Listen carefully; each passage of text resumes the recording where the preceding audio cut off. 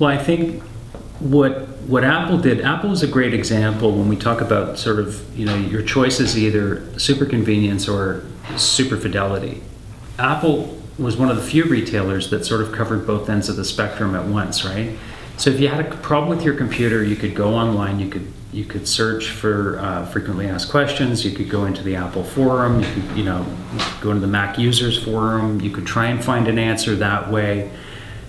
You could phone them, you could talk to somebody at the store, but if all of that didn't work, if all that convenience type stuff didn't work, then you could go right to the Genius Bar, which was sort of the high fidelity, high touch experience. So I think that piece, they really changed. They changed that service model forever. From a physical standpoint, they changed, I think. I mean, what Apple was very good at doing was thinking radically, and a lot of this didn't come out until very recently. Like, a lot of retailers tried to emulate Apple, but they really couldn't for some reason, and a lot of it was because the thinking in Apple was very radical.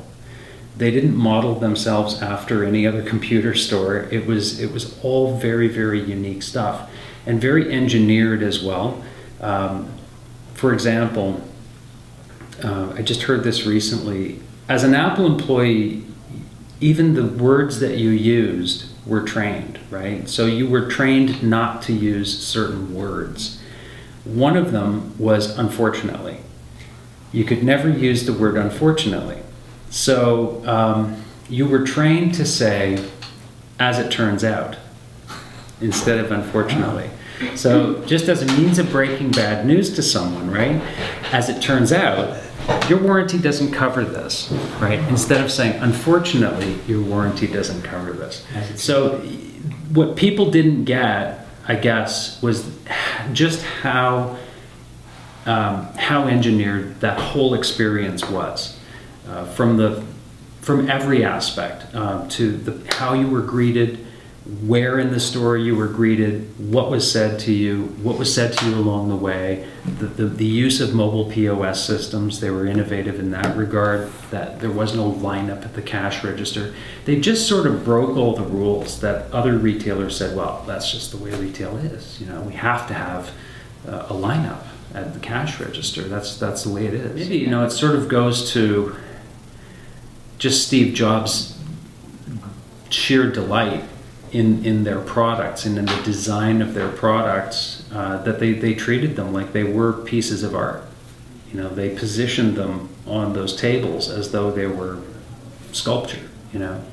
It's pretty remarkable, you know, and breaking all the paradigms, like just saying, you know, a computer store doesn't need to look like that anymore. You know, we can break all those rules. You know, and I think a lot of that does go to, there was a sense of, I was talking with somebody the other day in the wake of Steve Jobs dying, about the lack of showmanship that exists among CEOs of companies, you know, and Steve Jobs was a showman. He was sort of like Willy Wonka in that sense, you know. He absolutely loved their products, and he delighted in showing people those products, and that was really reflected in their store environments too. Everything was kind of a celebration of their product, and I don't think we have enough of that. I don't think CEOs are good enough at that anymore.